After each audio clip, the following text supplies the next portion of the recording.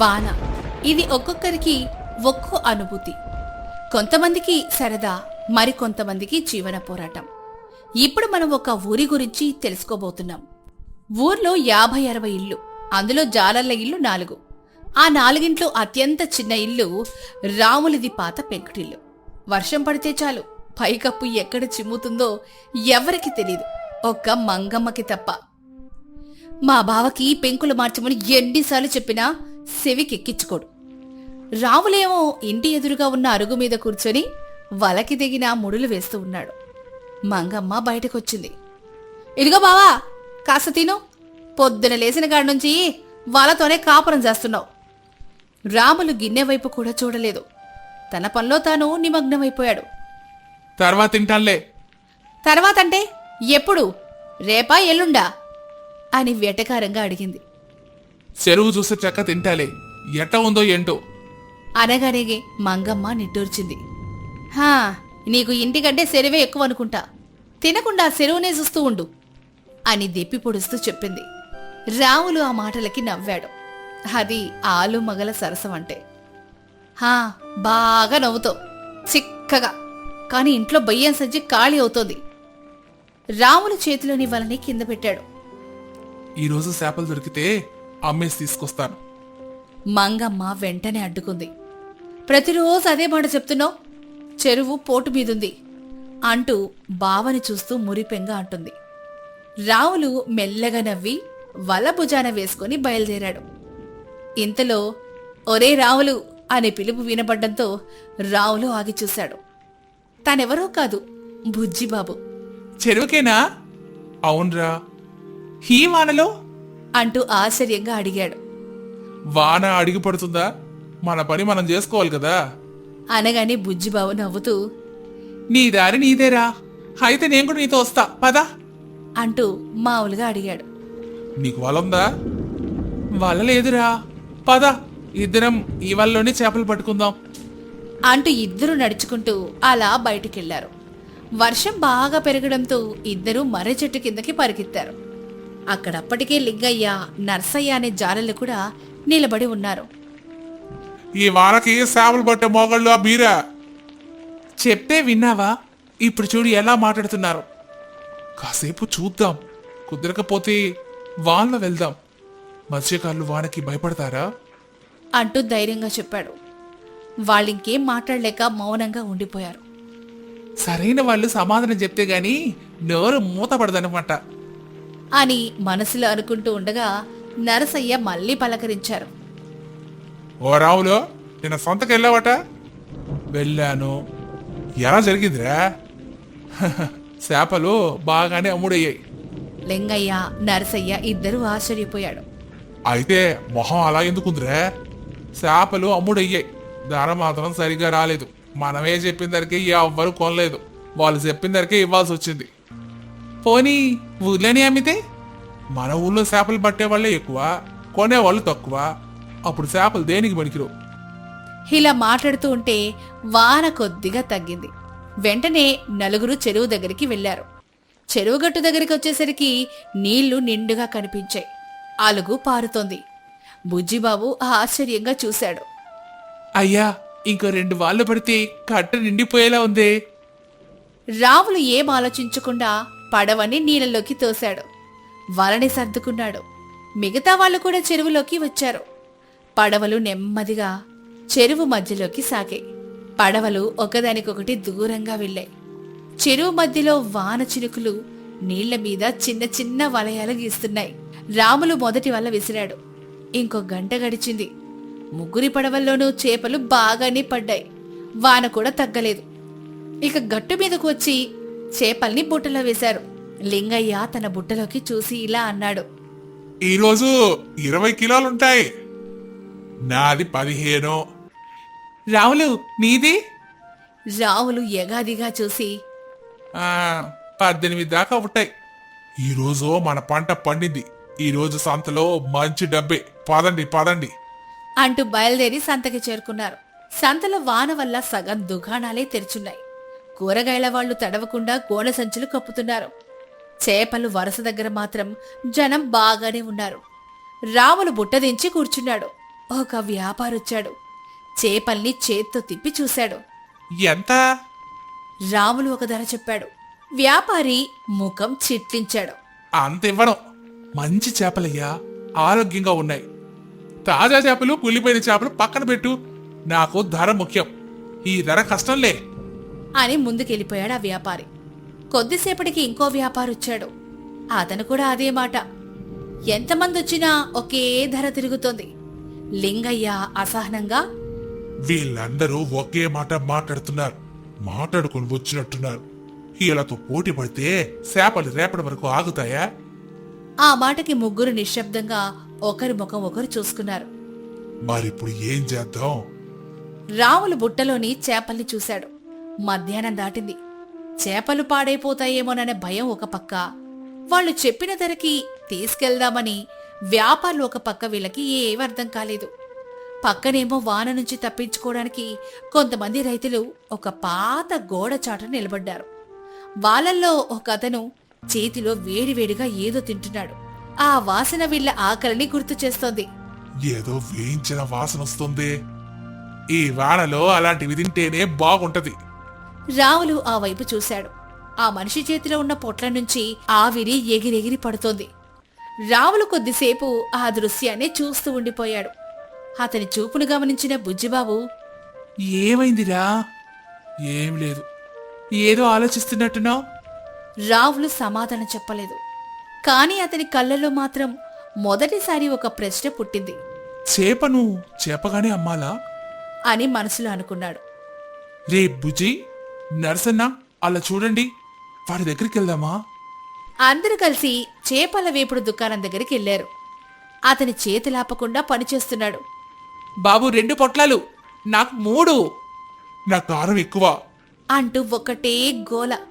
ఒక్కొక్కరికి పొట్లాలిస్తూ డబ్బులు తీసుకుంటూ ఉన్నాడు. రాములు కాసేపు చూస్తూనే ఉన్నాడు. బండివాడది గమనించాడు.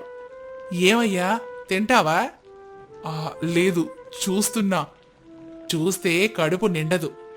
అనగాని రాములు నవ్వాడు. అన్నా, రోజు ఇంతేనా? వాన పడితే ఇంకా ఎక్కువ మంది వస్తారు బాబు. తడిసినోడికి వేడి వేడి తిండి కనిపిస్తే ఆకలి 2 అవుతుంది. బండివాడు పని చేసుకుంటూనే అన్నాడు. మీరేం చేస్తుంటారు? చెరువులో చేపలు పడతామన్నా. అవునా? అయితే ఈరోజు బాగా దొరికాయా? దొరికాయి. అయితే మొహం ఎందుకు అలా ఉంది? వ్యాపారులు చెప్పిందే ధర అస్సలు గిట్టుబాటు కావట్లేదు. రేపటికేమో చేప పాడైపోతుందన్నా. బండివాడు ఆ మాటలకి తల ఊపాడు. ఆ చేప విలువ పెంచి అమ్మితే ధర మనమే నిర్ణయించుకోవచ్చు. ఆ మాటల్లోని రాములకి ఒక ఆలోచన వచ్చి కిందకి చూశాడు. తన బుట్టలో ఉన్న చేపలు కనిపించాయి. వానలో నిలబడుకోవడానికి ఎవరూ రాని చేపలు ఇక్కడ మాత్రం వేడివేడిగా వేస్తుంటే జనం కొట్టుకుని కొంటున్నారు. వర్షం ఎంతకీ తగ్గకపోవడంతో రాములు అలా బుట్ట నెత్తిమీద పెట్టుకుని ఇంటికి బయలుదేరతాడు. మిగతా ముగ్గురు రాములు రాములు అని పిలుస్తున్నా ఆగనే లేదు. చేపలన్నీ ఇంటికి తీసుకెళ్లిపోతున్నావేంట్రా? పులుసు చేసుకొని తింటాడా అనుకుంటూ వాళ్ళ ముగ్గురు మాత్రం వ్యాపారులు ఏ ధర అయితే చెప్పారో ఆ ధరకే ఒప్పుకున్నారు. రాములు ఇంటి గుమ్మం దగ్గరికి వచ్చాడు. మంగమ్మ పుట్టలోకి చూసింది. అమ్ముడవలేదా? మంగమ్మ, మనమే తప్పు చేస్తున్నామేమో. మంగమ్మ ఆశ్చర్యంగా చూసింది. రాములు సంతలో జరిగిందంతా చెప్పాడు. వ్యాపారులు ధర తగ్గించటం, బండివాడి చెప్పిన మాట, వానలో వేడి వేడి తిండి కోసం జనం నిలబడ్డం అన్నీ చెప్పేశాడు. మంగమ్మ నిశ్శబ్దంగా ఉంది. కొద్దిసేపటి తర్వాత చేపని నూనెలో వేయించి పకోడీలాగా అబ్బితే? మంగమ్మ వెంటనే అడిగింది. ఎక్కడా? సంతకెళ్లే దారిలో. మరుసటి ఉదయం చెరువు దగ్గరికి వెళ్లిన రాములు కొన్ని చేపలు పట్టాడు. కాని సంతకెళ్లలేదు. సంతకెళ్లే దారిలో పెద్ద మర్రిచెట్టు కింద పాత బల్ల వేశాడు. మంగమ్మ ఇంట్లోని సిద్ధం చేసిన చేప పోకేడులు తీసుకొచ్చింది. నరసయ్య, లింగయ్య, బుజ్జిబాబు మాత్రం చేపలకి వెళుతూ వీళ్ళని చూశాడు. చేపలు పట్టడం ఆపేసి వంట వాడయ్యారా? ఎవ్వరూ కొనకపోతే భార్యాభర్తలు కూర్చోందేనండి అని చెప్పి వెళ్లారు. బుజ్జిబాబుకి మాత్రం రాములు చేసేది సరైందనిపించింది. వెంటనే వల పక్కన పెట్టి రాములకి తోడుగా అక్కడే నిలబడ్డాడు. చాలాసేపు చూసినా ఎవ్వరూ రాలేదు. ముగ్గురికి గుండెల్లో గుబులు మొదలైంది. చాలాసేపటికి వానలో తడిసిన ఇద్దరు రైతులు అక్కడ ఆగారు. ఏమయ్యో ఏం వేస్తున్నావు? చేప పొకుడి అయ్యా. ఏది 2 పొట్లలు ఇవ్వండి అనగానే మంగమ్మ ఒక పట్లం ఇచ్చింది. అందరూ తిన్నారు. చాలా కమ్మగా ఉంది, ఇంటికి తీసుకెళ్తా. ఇంకో 2 ఇవ్వు అనగానే ముగ్గురు చాలా సంతోషించారు. కొద్దిసేపటికి వాన పెరిగే కొద్దీ జనం కూడా పెరగడం మొదలుపెట్టారు. నాకు కారం ఎక్కువ, నాకు 2 పొట్లలు ఇవ్వండి. ఇంకా ఉన్నాయా అంటూ ఆ బండి చుట్టూ ఒకటే గోల. కొన్ని రోజులకి అక్కడికి లింగయ్య వచ్చాడు. ఒరే, రేపు నాకు కూడా నేర్పుతావా?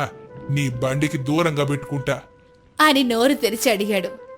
ఒకప్పుడు ధర కోసం ఎదురు చూసేవారు. ఇప్పుడు ధర వీళ్ళ నలుగురే నిర్ణయించుకున్నారు. చందనాపురం అని గ్రామం ఒకప్పుడు ఎంతో సుసంపన్నంగా ఉండేది. కాని గడిచిన కొద్ది సంవత్సరాలుగా ఊరిలో సరైన వానలే లేవు. ఆ ఊరి చివరన ఒక చిన్న గుడిసెలో వీరమ్మ అనే ముసలమ్మ నివసిస్తోంది. ఆమెకు ఒక్కగానొక్క కొడుకు రామయ్య. రామయ్యకు కొద్ది కాలం క్రితమే జానకమ్మతో వివాహం జరిగింది. ఆ కుటుంబం చెరువులో చేపలు పట్టి వాటిని అమ్మి జీవనం సాగించేది. కాని ఈ అనావృష్టి వల్లే చెరువులలో నీరు లేక చేపలు కూడా పెరగకుండా అంతరించిపోయాయి. ఒకరోజు సాయంత్రం వేళ, కొన్నేళ్లుగా ప్రకృతి మనల్ని దారుణంగా వంచింది. ఇలాగే కొనసాగితే మనం ఎలా బతకాలమ్మా? దిగులు పడకు నాయనా, పరిస్థితులు ఎప్పుడు ఒకేలా ఉండవు. కష్టాలొచ్చినప్పుడు ధైర్యం కోల్పోకూడదు. పూర్వం నీ చిన్నతనంలో ఇలాంటి ఘోరమైన క్షామం వచ్చినప్పుడు నీ తండ్రి ఇక్కడికి 10 యోజనాల దూరంలో ఉన్న ఒక పెద్ద నది దగ్గరికి వెళ్లేవారు. అక్కడ ఆయన చేపలు పట్టి ధనం ఆర్జించి వచ్చేవారు. పెద్ద నది దగ్గరకా? అక్కడ మనకు చేపలు దొరుకుతాయమ్మా? దొరుకుతాయి నాయనా. ఆ నది చాలా విశాలమైంది. అక్కడ ఎప్పుడు జలాలు సమృద్ధిగా ఉంటాయి. నీ తండ్రి అక్కడ కొంతకాలం ఉండి చేపలు పట్టి ఆ చుట్టుపక్కల గ్రామాల్లో అమ్మి ధనం సంపాదించేవారు. మళ్లీ ఇక్కడ వర్షాలు పడి పరిస్థితులు కుదిరిపట్టాకే తిరిగి వచ్చేవారు. అయితే నేను కూడా రేపే అక్కడికి సిద్ధమవుతానమ్మా.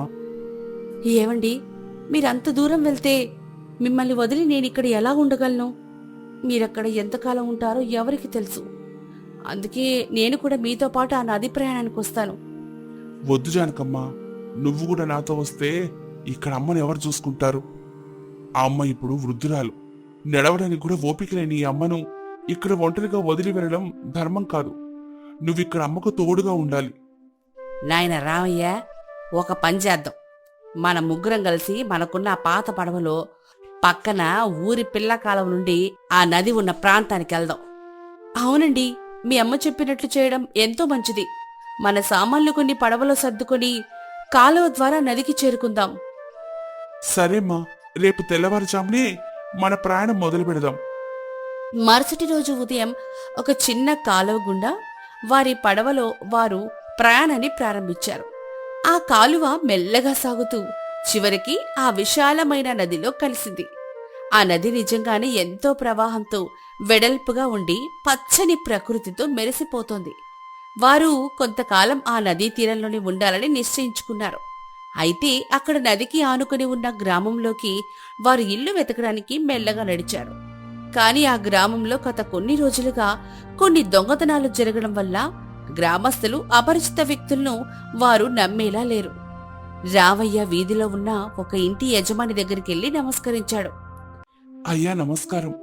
మేము చందనాపురం నుండి వచ్చాము. అక్కడ వర్షాలు లేవు. ఈ నదిలో చేపలు పట్టుకుంటూ బ్రతకడానికి వచ్చాము. మీకు నెల నెలా ద్రవ్యం చెల్లిస్తాము. మాకు నివసించడానికి ఒక చిన్న గది అద్దెకిస్తారయ్యా? గదే అద్దెకే? ఈ మధ్యనే మా ఊర్లో ఎన్నో దొంగతనాలు జరిగాయి. మిమ్మల్ని చూస్తుంటే చందనాపురం నుంచి వచ్చిన అమాయకుల్లా లేదే. మీ వేషధారణ చూస్తుంటే దొంగలా ఉన్నారు. మీకు ఇవ్వడానికి మా ఇళ్లలో చోటు లేదు. వెళ్ళండి వెళ్ళండి. అయ్యయ్యో, అలా అనకండి అయ్యా. మేము కష్టపడి బ్రతికి శ్రామికులం తప్ప దొంగలం కాము. ఇలా రామయ్య ఇంకొక ఇంటికి వెళ్ళాడు. అతను అక్కడ ఇల్లు అద్దెకు ఇవ్వను అన్నాడు. రామయ్య ఎంతో ఆవేదనతో ఆ ఊరి పెద్ద ఇంటికెళ్ళాడు. అయ్యా, మేము చందనాపురం నుండి వచ్చాం. మీ ఊరిలో మాకు ఎవరూ అద్దెకి గదివ్వట్లేదు. మాకు ఉండడానికి మీ పాత పశువుల పాకలోనైనా కొంచెం స్థలం ఇవ్వండి బాబు. స్థలమా? నా పశువుల పాకలో నా ఆవులుండాలి గాని మీరు కాదు. నీ ముఖం చూస్తుంటేనే స్పష్టంగా దొంగ ముఖల్లా ఉన్నాయి. రాత్రి వేళల్లో నా ధాన్యాగారాన్ని దోచుకోవడానికి ఈ ముసలదాన్ని కూడా తోడు తెచ్చుకున్నావా? మర్యాదగా నా ఇంటి ముంగడి నుంచి వెళ్ళిపో, లేదంటే కోరడా దెబ్బలు తింటావు. రామయ్య ఎంతో దుఃఖిస్తూ నది ఒడ్డున ఉన్న తన పడవ దగ్గరికి వచ్చాడు. అమ్మా, ఈ లోకల్లో పేదరికం అంటే పెద్ద శాపం మరొకటి లేదమ్మా. ఊరిలో ఎవ్వరు మనకి నిలువ నీడివ్వట్లేదు. కలత చెందకు నాయనా, వాళ్ళు మనల్ని తిరస్కరించినా ఈ జీవనది మనల్ని ఆదరిస్తుంది. అయినా మనకు పడవ ఉంది కదా, మనం ఈ పడవలోనే ఉందాం. అవునండి, ఆ అహంకారుల ఇళ్లలో ఉండే కంటే మన పడవలోని హాయిగా నిద్రపోవచ్చు. అయితే ఆ ఊరి పెద్ద రంగడనే వ్యక్తిని రామయ్యని గమనించమని పంపాడు. రంగడు అదే నది ఒడ్డున ఒక చెట్టు వెనక దాగి రామయ్య కదలికలను నిరంతరం గమనిస్తున్నాడు. మరుసటి రోజు ఉదయం రామయ్య నదిలో చేపల వేట ప్రారంభించాడు. కాని ఆ నది చాలా విశాలమైంది కావడం వల్ల చేపలు లోతుల్లో ఉన్నాయి. అతి కష్టం మీద అతనికి కొన్ని చిన్న చేపలు మాత్రమే దొరికాయి. ఆ చేపలను పట్టుకొని ఊరి వీధుల్లో అమ్మడానికి వెళ్ళాడు రామయ్య. అమ్మా, తాజా తాజా చేపలు, నదిలో పట్టిన చేపలు. ఓయ్ చేపలు, ఇటురా. ఈ 4 చేపలకి ఎన్ని బియ్యం గింజలిమ్మంటావు? శాంతమ్మ గారు, ఈ చేపలు చాలా రుచికరమైనవి. దీనికి బదులుగా కాస్త మంచి ధాన్యం లేదా కూరగాయలు ఇవ్వండి. ఇదిగో, ఈ ధాన్యం కూరగాయల కంటే ఎక్కువ నేను ఇవ్వలేను. ఎందుకంటే మా ఊర్లో కూరగాయల కొరతుంది. కాబట్టి నీకు నచ్చితే చేపలివ్వు, లేదంటే వెళ్ళు. రామయ్య చేసేదేమీ లేక తన దగ్గరున్న చేపలిచ్చి ఆ తక్కువ కూరగాయలను కొంచెం ధాన్యాన్ని తీసుకుని పడవకు తిరిగొచ్చాడు. ఏవండి, మీరు రోజంతా కష్టపడితే లభించింది కేవలం ఈ కూరగాయలేనా? వీటితో ముగ్గురికి వంట ఎలా సరిపోతుంది? మనకు కూరగాయల అవసరం నిరంతరం ఉంటుంది. చేపలమ్మగా వచ్చి ఈ కొద్దిపాటి ధాన్యంతోనే మనం బతకాల్సి వస్తోంది. అవును జనకమ్మ, ఈ ఊరి జనం మనల్ని పరాయి వాళ్ళని చాలా చులకనగా చూస్తున్నారు. నేను పట్టి చేపలకి సరైన విలువ ఇవ్వట్లేదు. పైగా ఈ ఊర్లో కూరగాయల కొరతుందట. అవునా? జానకమ్మ కాసేపు ఆలోచించింది. ఏవండి, నాకు ఒక ఉపాయం తట్టింది. మనకు కూరగాయల కొరత తీరాలంటే మనం మన పడవలోని ఒక భాగంలో మంచి మట్టిని వేసి అందులోనే మనం కూరగాయల విత్తనాలు నాటి తోటగా పెంచుదాం. పడవలో కూరగాయల తోటరా? జానకమ్మ, నీకేమైనా పిచ్చి పట్టిందా? పడవలో మట్టేస్తే పడవ బరువుకి మునిగిపోదా? నాయనా రామయ్య, నీ భార్య చెప్పిన దాంట్లో నిజం ఉంది. పడవంతా మట్టెయ్యాల్సిన పని లేదురా. పడవ మధ్య భాగంలో బరువు సమానంగా ఉండేలా కొంచెం మట్టిని పరిచి తేలికపాటి కూరగాయల మొక్కలైన టమాటో, బెండకాయ ఇటువంటివి పండించొచ్చు. అప్పుడు మనకి కూరగాయల కొరత ఉండదు. అప్పుడు చేపలమ్మగా వచ్చే కొద్దిపాటి ధనాన్ని మనం దాచుకోవచ్చు. అవునండి, నది ఒడ్డున ఎంతో సారవంతమైన నల్ల మట్టి లభిస్తుంది కదా. ఆ మట్టిని తెచ్చి మన పడవలో వేద్దాం. రేపటి నుండి ఈ పని ప్రారంభిద్దాం.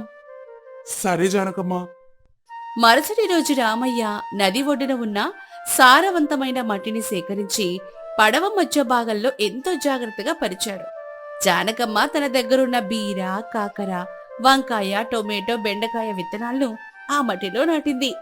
ఇదంతా దూరం నుంచి గమనిస్తున్న రంగడు పరుగు పరుగున వెళ్లి ఊరి పెద్ద దగ్గరకు వెళ్తాడు. అయ్యా అయ్యా, ఆ పడవలో ఉన్న రామయ్య కుటుంబం ఏదేదో వింత పనులు చేస్తుంది బాబు. పడవలో మట్టేసి అందులో విత్తనాలు నాటుతున్నారు. వాళ్ళకు నిజంగానే పిచ్చి పట్టింది రంగడు. నీటిపై తేలే పడవలో పంట పండించాలని వాళ్ళు చూస్తున్నారు. సరే, నువ్వు వారిపైన నీగా కొనసాగించు. అయితే రామయ్య చేసే పనులు చూసి ఆ ఊరి గ్రామస్తులు హేళన చేయసాగారు. ఓయ్ రామయ్యో, చేపలు పట్టడం చేతగాక ఈ పడవలో తోట పెడుతున్నావా? ఈ నీటి మీద విత్తనాలు మొలకెత్తుతాయని అనుకుంటున్నావా ఏంటి? మొలకెత్తుతాయ్యా, మట్టి ఎక్కడై పోసినా ఒకటే మట్టి కదా. పైగా నది ఒడ్డున ఉన్న నేలలో సారం బాగుంటుంది. చూద్దాం చూద్దాం, ఈ కూరగాయలు ఎప్పుడు కాస్తాయో. కొద్ది రోజుల్లోనే ఆ విత్తనాలు మొలకెత్తి చిన్న చిన్న మొక్కలుగా మారాయి. అయితే నదిలో చేపల వేట ఇంకా అంతంత మాత్రంగానే సాగుతోంది. ఒకరోజు సాయంత్రం జానకమ్మకు మరో వినూత్నమైన ఆలోచన వచ్చింది. ఏవండి, పడవలో స్థలం చాలా తక్కువగా ఉంది. మనకు మరికొన్ని కూరగాయలు కావాలంటే నది ఒడ్డున ఉన్న పాత కట్టెలను ఒక క్రమ పద్ధతిలో అమర్చి వాటిపై మట్టి పోసి నీటిపై తేలే వెదురు చట్రాలలా పేర్చితే మనం తోటను విస్తరించవచ్చు. వెదురు చట్రాలతోనా? అదెలా సాధ్యం జానకమ్మా? నది ఒడ్డున దొరికి వెదురు కర్రలను గట్టి తాళతో కట్టి వాటిపై ఒక చెక్క వేసి దానిపైన మట్టిని నింపి నది నీటిలోని తేలేలా ఉంచాలి. వాటిపై బీర కాకర తీగలను పాకిస్తే అవి నది నీటిని గ్రహించి ఎంతో బలంగా పెరుగుతాయండి. అద్భుతం జానకమ్మ, ఎంతటి మేధస్సనిది. రామయ్య వెదురు కర్రలను సేకరించి వాటిని చట్రాలుగా కట్టి వాటిపై ఒక చెక్కని వేసి దానిపైనే నల్ల మట్టిని వేసి నదిలోనే తేలేలా అమర్చాడు. దానిపైన బీర కాకర విత్తనాలను నాటాడు. కొన్ని వారాలు గడిచేసరికి రామయ్య పడవంతా ఆకుపచ్చని రంగుతో మెరిసిపోయింది. ఆ ఊరి పెద్ద పంపిన రంగడు ఆ తోటని చూసి ముక్కున వేలేసుకున్నాడు. జానకమ్మా, చూసావా ఈ అద్భుతాన్ని? ఊరి జన మనల్ని తిరస్కరించినా నీ తెలివితేటల వల్ల ఇవాళ మన పడవలోని ఒక మహాలక్ష్మి తాండవిస్తోంది. మనకు ఎవరి సాయం అవసరం లేకుండానే కూరగాయలు సమృద్ధిగా దొరుకుతున్నాయి. అవునండి, మనకెంత కష్టం వచ్చినా మన బుద్ధి బలంతో దాన్ని జయించవచ్చు. మన తోటను చూసి ఇప్పుడు ఈ ఊరి జనం కూడా ఆశ్చర్యపోతున్నారు. ఇలా ఉండగా రాత్రివేళ పెనుగాలులతో కూడిన భీకరమైన వర్షం మొదలైంది. ఆ వరద నీరు ఊరిలోని పంట పొలాలన్నిటినీ ముంచేసింది. మరుసటి రోజు ఉదయం వర్షం తగ్గినా ఊరంతా నీటిలోనే మునిగుంది. జనం నది ఒడ్డున ఎత్తైన ప్రదేశాల్లో ఆకలితో అల్లమటిస్తూ కూర్చున్నారు. రామయ్య పడవ మాత్రం నీటిపై తేరడం వల్ల వరద వలన వాళ్లకి ఎలాంటి నష్టం వాటిల్లలేదు. పైగా అతని పడవలో ఉన్న కూరగాయల తోట ఎంతో సురక్షితంగా పచ్చగా ఉంది. రామయ్య నది ఒడ్డున ఉన్న జనాన్ని, ఆకలితో ఏడుస్తున్న వృద్ధుల్ని చూశాడు. అతని మనసు జాలితో కరిగిపోయింది. అమ్మా, ఆ ఘోరాన్ని చూశారా? ఆ వరదల వల్ల గ్రామస్తుల పంటలన్నీ పాడైపోయాయి. ఊరి పెద్దతో సహా గ్రామ ప్రజలందరూ ఆకలితో అలమటిస్తున్నారు. మనం తోటలోని కూరగాయలు వారికి అందించి వారి ఆకలిని తీర్చాలి. అవునండి, శత్రువులైనా సరే ఆకలితో ఉన్నప్పుడు ఆదుకోవడమే మానవత్వం. మన తోటలో ఎన్నో బీరకాయలు, వంకాయలు, టొమాటోలున్నాయిగా. ఇప్పుడు వాటన్నిటిని కోసి వారికి అందిద్దాం. మీరు చాలా గొప్ప నిర్ణయం తీసుకున్నారు. శీఘ్రంగా వెళ్లి ఆకలితో ఉన్న వారికి అన్నదానం చెయ్యండి. రామయ్య తన పడవలో ఉన్న తాజా కూరగాయలతో కూర వండి అలాగే భోజనం వండి అందరికి ఇవ్వడం మొదలెట్టాడు. రామయ్య, నన్ను క్షమించు నాయనా. ఆ రోజు నేను నిన్ను దొంగ ముఖమంటూ అవమానించి తరివేశాను. కాని ఇవాళ నువ్వు పండించిన ఆ కూరగాయలే మా ప్రాణాల్ని కాపాడుతున్నాయి. అయ్యా, కష్టాలు ఎవరికైనా రావచ్చు. పేదరికంలో ఉన్నప్పుడు ఆదరించడమే మనుషుల కర్తవ్యం. ఇవి తీసుకోండి, మీ ఆకలి తీర్చుకోండి. రామయ్య, మేము నిన్ను పిచ్చివాడంటే ఎగతలి చేశాం. కాని నీటిపైన పడవలో తోట పెంచే నీ తెలివితేటలే ఇవాళ మా ఊరి ప్రాణాలు నిలబెట్టే. మీ ముగ్గురికి మా ప్రణామాలు. అవునయ్యా, మీలాంటి ఉత్తమమైన కుటుంబం మా ఊర్లో ఉండడం మా అదృష్టం. వరద నీరు మెల్లగా తగ్గిపోయింది. ఊరి పెద్ద స్వయంగా రామయ్య కుటుంబానికి సత్కారం చేశాడు. రామయ్య, జానకమ్మ గారు, వీరమ్మ గారు, మీ నిజాయితీ, మీ సమయస్ఫూర్తి మా కళ్ళు తెరిపించాయి. మా ఊరి మధ్యలో ఉన్న 1 ఎకరం సారవంతమైన భూమిని మీకు బహుమతిగా ఇస్తున్నాం. అక్కడ మీరు ఇల్లు కట్టుకొని హాయిగా జీవించండి. చాలా ధన్యవాదాలయ్యా. ఆ భూమిని మేము స్వీకరిస్తున్నాం. కానీ మేము మా పడవ తోటను వదిలిపెట్టాం. నీటిపైన పండించే ఆ పద్ధతిని ఊరిలోని యువకులందరికీ నేర్పిస్తాము. దీనివల్ల భవిష్యత్తులో వరదలొచ్చినా ఎవరూ ఆకలితో అలమటించరు. అవునయ్యా, కష్టం వచ్చినప్పుడు కుంగిపోకుండా కొత్త మార్గాలు వెతకడమే నిజమైన చతురత. ఇరుగు పొరుగు వారంతా కలిసిమెలిసి ఉంటేనే ఆ గ్రామానికి అందం. మీరంతా మమ్మల్ని ఆదరించినందుకు ధన్యవాదాలు. రామయ్య ఊరి మధ్యలో ఒక అందమైన పెంకుటిల్లు కట్టుకున్నాడు. మరి ఈ కథ ద్వారా మనం తెలుసుకున్న నీతేంటో తెలుసా? పరిస్థితులు అనుకూలించినప్పుడు నిరాశ చెందకుండా బుద్ధిబలంతో సరికొత్త మార్గాలను అన్వేషించడమే నిజమైన తెలివితేటలు. కష్టాల్లో ఉన్న వారిని ఆదరించే నిజాయితీగల మనసే మనుషులను ఉన్నత స్థానంలో నిలబెడుతుంది.